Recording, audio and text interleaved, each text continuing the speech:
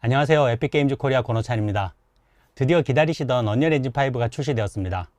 언리얼 엔진 5는 게임 개발자와 다양한 산업의 크리에이터들이 진정한 차세대 리얼타임 3D 콘텐츠를 더 자유롭게 또 더 높은 퀄리티로 만들 수 있도록 강력한 기능들과 워크플로우 개선을 제공하고 있습니다. 그러다 보니 많은 분들이 궁금해 하시는 내용이 바로 현재 언리얼 엔진 4에서 개발 중인 프로젝트의 마이그레이션 문제입니다.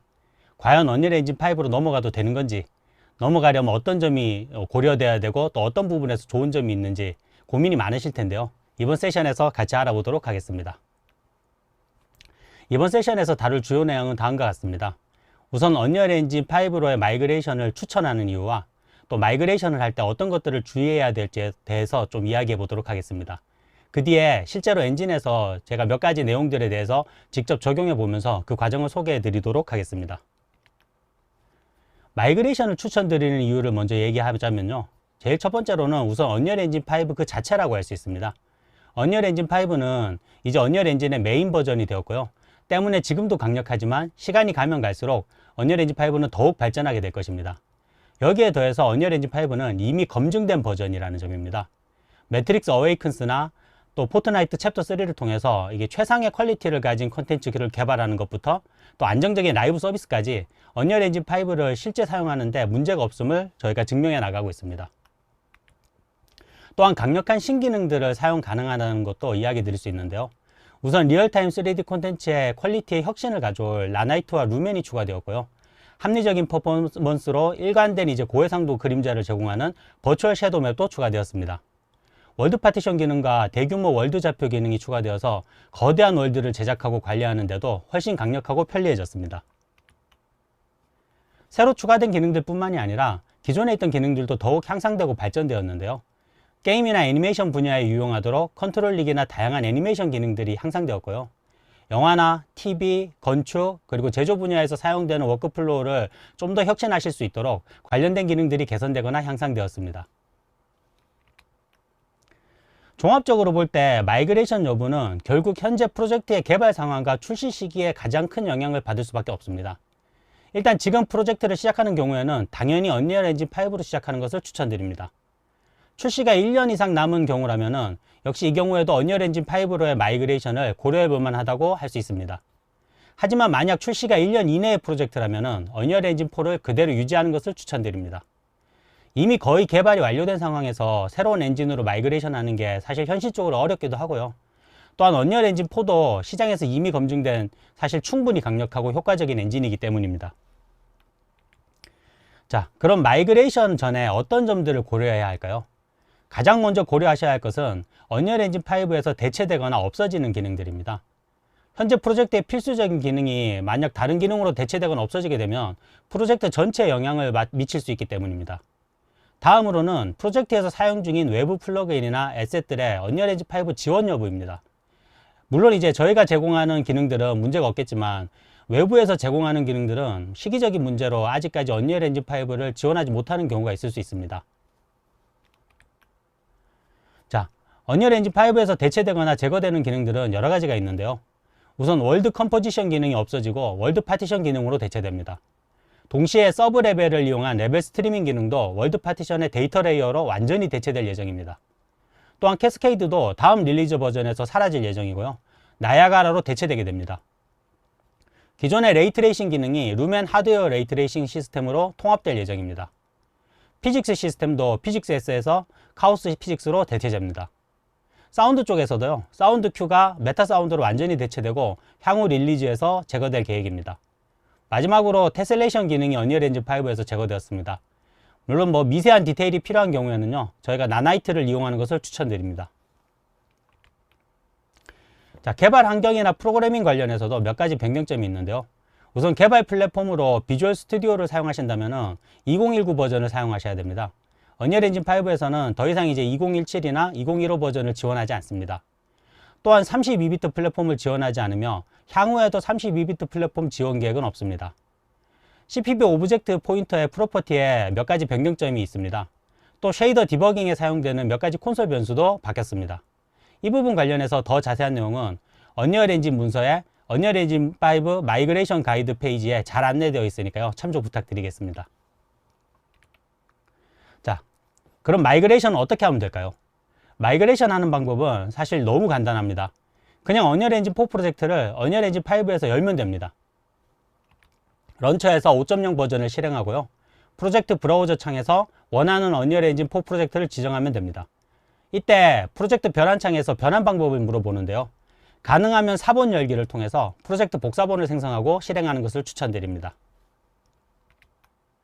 자, 그럼 이제 언리얼 엔진 5의 기능 중에서 몇 가지를 언리얼 엔진 4에서 마이그레이션한 프로젝트에 적용해 보도록 하겠습니다. 우선 라이팅을 루멘으로 전환해 볼 건데요. 작업할 레벨은 건축 시각화 인테리어 렌더링 프로젝트로 에픽게임즈 런처의 샘플 탭에서 무료로 받으실 수 있습니다. 말씀드린 대로 이번 시연의 프로젝트는 4.27 버전으로 생성한 뒤에 5.0 버전에서 연 겁니다. 처음부터 세팅하는 것을 보여드리기 위해서 일단 현재 레벨에 있는 라이팅과 관련된 모든 것들을 지우도록 하겠습니다. 라이트로 검색해서 디렉셔널 라이트부터 렉트 라이트까지 모두 지웁니다. 아직 광원이 있는데요. 이 레벨 같은 경우는 이 커튼이나 차양막들이 이미시브 값을 가지고 있기 때문입니다. 일단 삭제하도록 하겠습니다. 당연히 머티리얼의 이미시브 값을 수정하는 게 맞는데요. 이번 시연에서는 시간 관계상 이 해당 오브젝트들은 삭제하고 넘어가겠습니다. 그 다음에 리플렉션 캡처도 검색해서 삭제하고요. 포그와 포스트 프로세스 볼륨도 하나씩 검색해서 삭제하도록 하겠습니다. 마지막으로 스카이 스피어도 지워줍니다. 자, 광원이 완전히 사라져서 완전히 어두워졌는데요. 이제 여기서 처음부터 루멘을 세팅해 보도록 하죠. 우선 먼저 프로젝트 세팅에서 루멘과 관련된 몇 가지 세팅을 해야 합니다. 프로젝트 세팅 창 여시고 글로벌 일루미네이션으로 검색하셔서 아래쪽에 있는 다이내믹 글로벌 일루미네이션 메서드를 이 해당 옵션을 루멘으로 변경합니다. 그럼 이제 루멘 리플렉션을 활성화할 건지 또 이제 메시 디스턴스 필드도 활성화할 건지 물어보는데요. 모두 확인을 눌러줍니다. 하드웨어 레이트레이싱이 가능하다면요. 검색에서 레이트레이싱으로 검색하셔서 아래쪽에 하드웨어 레이트레이싱 사용을 활성화하면 됩니다. 자, 이제 액터 배치 창으로 가서 가장 먼저 스카이 애트모스피어를 추가하겠습니다. 추가하시고 다음으로 라이트인데요. 디렉셔널 라이트와 스카이 라이트를 하나씩 추가하겠습니다. 이때 이 라이트들은 모두 모빌리티를 무버블로 변경해 주셔야 합니다. 또 스카이 라이트 같은 경우는 추가로 리얼타임 캡처도 활성화해 주도록 하겠습니다. 자, 여기까지 하면은 이렇게 자연스럽게 눈 수능에 맞춰서 화면이 밝아지는 것을 확인할 수 있습니다. 자, 태양의 방향을 좀 조정할 건데요. 컨트롤 L 누르고 태양의 방향을 원하는 방향으로 맞춰주도록 하겠습니다. 자, 적당히 이 정도로 맞추면 적당해 보이고요. 이 상태에서 화면을 보시면요. 전체적으로 너무 밝아 보이죠? 이 부분은 노출을 낮춰주셔야 됩니다. 노출을 낮춰주기 위해서는 우선 포스트 프로세스 볼륨이 필요한데요. 포스트 프로세스 볼륨 하나 추가하고 이 해당 볼륨의 범위와 상관없이 작동할 수 있도록 디테일 창에서 언바운드 옵션을 찾아서 활성해 줍니다. 그리고 검색창에 익스포즈로 검색해서 나오는 익스포즈 탭에서 여기 최소 EV 값을 -10에서 -4 정도로 수정하겠습니다. 자, 전체적으로 적당히 어두워졌는데요. 이 상태에서 태양의 글로벌 일루미네이션 강도를 조금 높여주도록 하겠습니다. 디렉셔널 라이트 먼저 선택하고요. 그리고 디테일 창에서 인다이렉트 라이팅 강도를 조금 올려줍니다. 자, 몇 개 안 했는데도 이미 괜찮은 퀄리티의 글로벌 일루미네이션 효과를 보여주고 있죠. 이처럼 루멘을 이용하면은 누구나 쉽게 다이나믹 글로벌 일루미네이션 효과를 자신의 프로젝트에 적용할 수 있게 됩니다. 자, 그럼 다음은 나나이트를 프로젝트에 적용해 보도록 하겠습니다. 앞서 세션에서도 여러 차례 설명드렸지만 나나이트는 언리얼 엔진 5의 가상화된 지오메트리 시스템입니다. 시네마틱 퀄리티 에셋들을 제약 없이 리얼타임에서 사용 가능하도록 설계되었고요. 압도적인 수의 폴리곤 처리뿐만이 아니라 어떠한 추가적인 작업 없이도 LOD가 자동으로 생성되고 또 LOD 전환 시에도 퀄리티 손실이 없으며 더 빠른 렌더링과 더 낮은 메모리 사용량 등 여러 가지로 장점이 있기 때문에 이제 하이 폴리곤 메시가 아니더라도 가능한 경우에는 나나이트를 사용하시는 것을 저희가 추천드리고 있습니다. 하지만 스태틱 메시라고 하더라도 나나이트가 지원되지 않는 경우가 있는데요. 예를 들면 반투명 혹은 마스크드 블렌드 모드의 머티리얼은 현재 버전에서는 나나이트를 지원하지 않습니다. 또한 픽셀 뎁스 옵셋이나 월드 포지션 옵셋, 그리고 양면 머티리얼도 아직은 나나이트를 지원하지 않습니다. 물론 이 부분은 저희가 지속적으로 개선해 나가고 있으니까요. 향후 릴리즈를 기대해 주시면 좋을 것 같습니다. 여하튼 간에 이런 안 되는 이유로 인해서 나나이트를 적용할 때 나나이트가 지원하는 메시인지 아닌지 확인이 필요한데요. 하지만 아시겠지만 레벨에 수많은 메시들이 배치되어 있는 경우에 하나하나 확인하는 것은 사실 불가능에 가깝죠. 이를 해결하기 위해서 언리얼 엔진 5에는 나나이트 툴이라는 도구를 제공하고 있습니다. 아까 작업하던 인테리어 레벨에서 작업을 조금 더 이어나가 보도록 하겠습니다. 위쪽에 툴 메뉴로 가서 나나이트 툴을 선택하면요. 이렇게 나나이트 툴 창이 열리게 됩니다. 자, 전체적인 인터페이스는 이렇고요. 오른쪽 위에 있는 검사 수행 버튼이 있는데요. 이 버튼을 누르면은 현재 레벨에서 나나이트로 변환이 가능한 메시들 중에 지정된 수보다 트라이앵글 수가 더 많은 메시들만 따로 필터링해서 찾아주게 됩니다. 자, 여기 이 수치를 조절해서 선택할 메시의 최소 트라이앵글 수를 결정합니다. 저는 이 한계값을 1로 낮춰서 변환이 가능한 메시들을 모두 나나이트로 변환하도록 하겠습니다. 자, 이 상태에서 오른쪽 아래에 있는 나나이트 활성화 버튼을 누르면요. 리스트에 표시된 모든 메시들이 나나이트로 변환되는 것을 볼 수 있습니다. 이 창을 보면은 위쪽에 오류 탭이 있는데요. 이 오류 탭은 나나이트로 변환 중에 혹시 오류가 발생하는 메시들이 있으면은 따로 이렇게 보여주기 때문에 상당히 유용합니다. 실제로 카메라를 움직여 보면 뭐가 변한 건지 알아차리기가 굉장히 어려운데요. 자, 뷰포트 왼쪽 위에 있는 나나이트 시각화에서 트라이앵글을 선택하면은 쉽게 확인이 가능합니다. 카메라를 움직여 보면은 보시는 대로 실제로 트라이앵글들이 동적으로 바뀌는 것을 확인하실 수 있죠.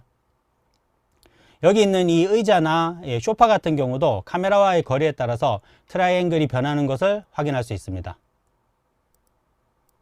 자, 다시 라이팅 포함 화면으로 돌아가서요. 이 상태에서 카메라를 움직여 보면은 나나이트 덕분에 전혀 이제 LOD가 바뀌는 것을 느끼거나 혹은 퀄리티가 저하되는 것을 느낄 수가 없습니다. 자, 이렇게 나나이트 변환까지 해봤는데요. 나나이트를 사용할 때 보통 가장 많이들 걱정하시는 것이 바로 SS의 패키지 저장 용량입니다. 저희가 테스트한 결과 대부분의 경우에 나나이트죠. 하이 폴리곤 메시의 디테일 로마를 사용한 경우가 일반 스태틱 메시인 로우 폴리곤 메시의 높은 해상도의 노멀 텍스처를 사용한 경우보다 용량은 적으면서 실제 퀄리티는 훨씬 높아 보였습니다. 즉 패키지 용량 부분은 사실 너무 걱정하지 않으셔도 된다는 얘기입니다. 여기에 더해서 이번 정식 버전에서는 이 나나이트의 디테일을 조금 희생해서 패키지 크기를 크게 줄이는 기능도 포함되었습니다. 지금 이미지가 해당 기능을 적용한 사례인데요. 보시는 대로 퀄리티는 거의 차이가 없는 반면에 패키지 크기는 4분의 1 이상으로 줄어들어 있습니다. 자, 이번에는 버추얼 섀도우 맵을 적용해 보도록 하겠습니다. 버추얼 섀도우 맵은 높은 퀄리티의 초고해상도 섀도우를 합리적인 비용으로 제공해주는 언리얼 엔진의 새로운 섀도우 시스템입니다. 특히 나나이트와 함께 사용하면 성능이나 퀄리티적인 측면에서 더욱 높은 효과를 볼 수 있습니다. 이제 물론 퀄리티뿐만이 아니라 사용성 측면에서도 사실 기존의 복잡한 섀도우 시스템을 대체해서 간단한 조작만으로 잘 작동할 수 있도록 설계되었습니다.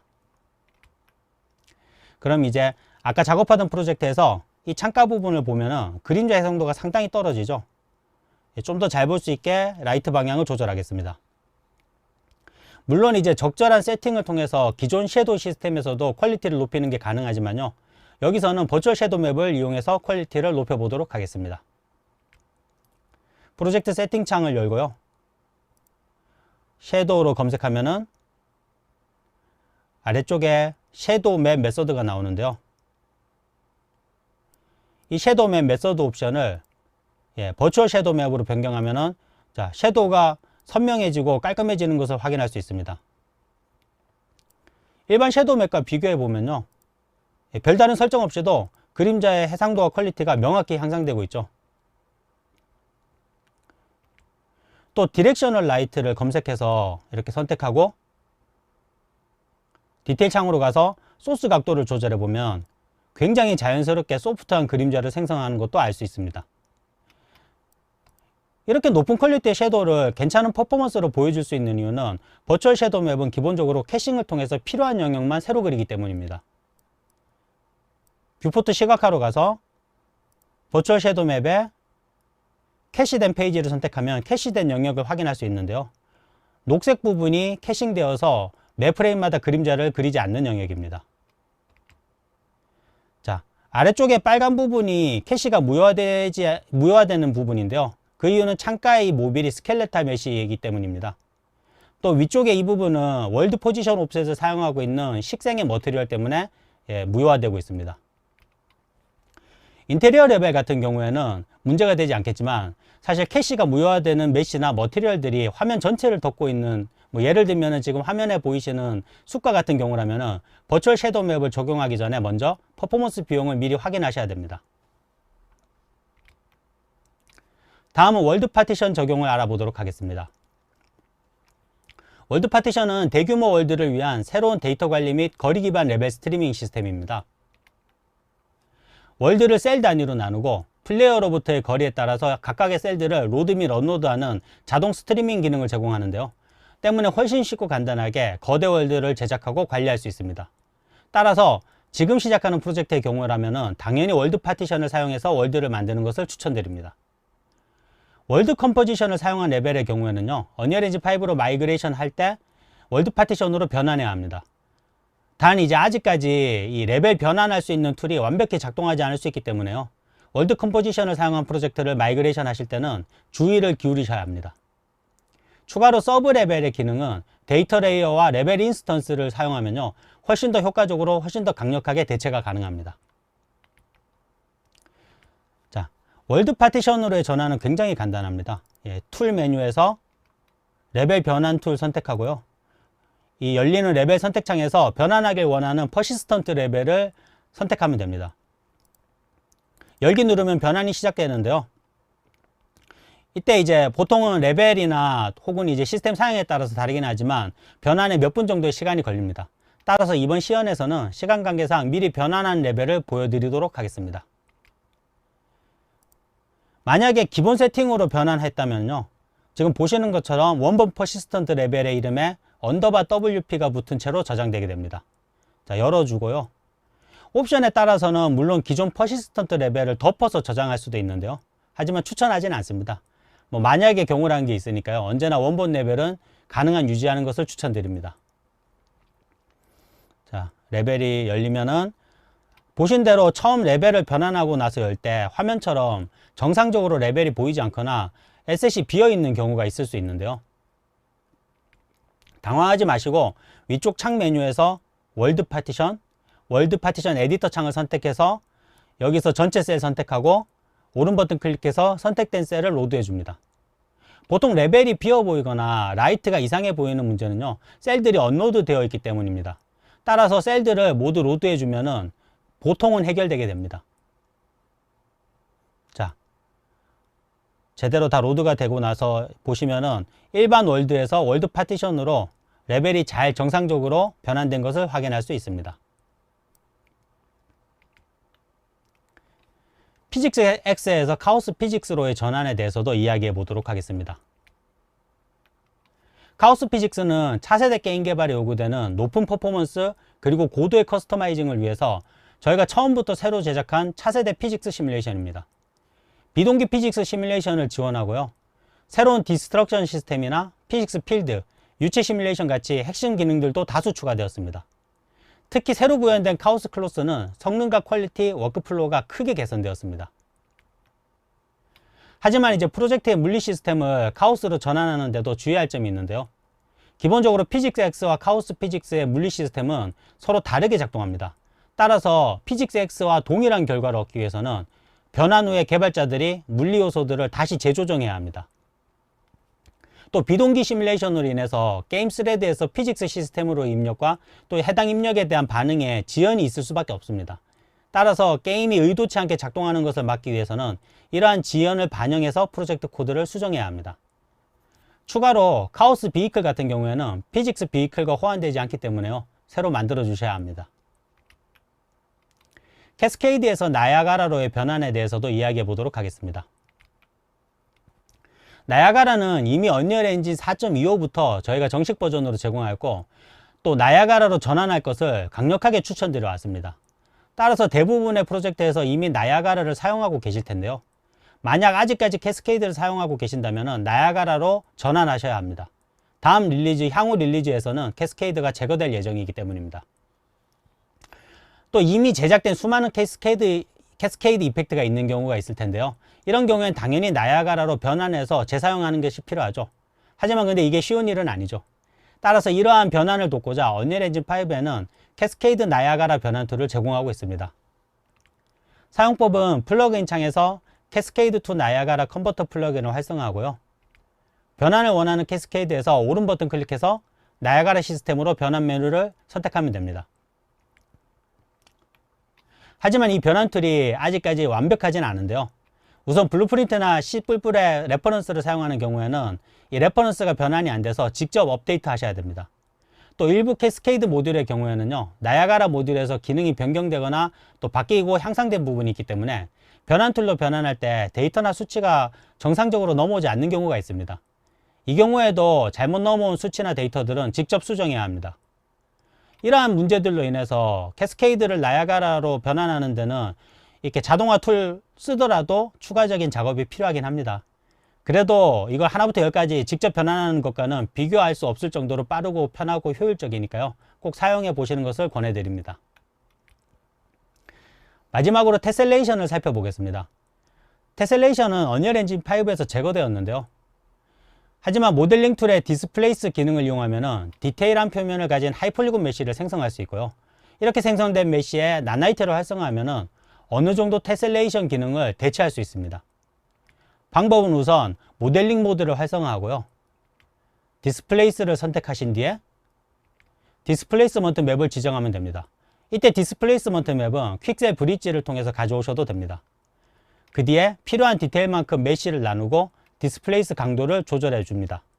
마지막으로 이렇게 생성된 메쉬에 나나이트를 적용시켜 주면 됩니다. 자, 지금까지 언리얼 엔진 4에서 5로의 프로젝트 마이그레이션을 할 때 얻을 수 있는 이점, 고려해야 될 요소들, 그리고 실제 몇몇 마이그레이션과 관련된 기능들을 적용하는 것을 소개해 드렸습니다. 아시겠지만 진행 중인 프로젝트를 사실 다른 엔진 버전으로 마이그레이션 하는 것은 결코 간단히 해결되는 일이 아닙니다. 하지만 언리얼 엔진 5를 도입해서 얻을 수 있는 높은 퀄리티, 그리고 워크플로우의 개선 등을 고려하면요, 마이그레이션을 검토하는 것은 꼭 필요한 일이라고 할 수 있습니다. 이 세션이 여러분들의 프로젝트의 마이그레이션에 도움이 되었기를 기대하면서 이만 마치도록 하겠습니다. 질문이 있으시면 Q&A 페이지에 남겨주시면 잠시 후 Q&A 시간을 통해서 답변 드리겠습니다. 감사합니다.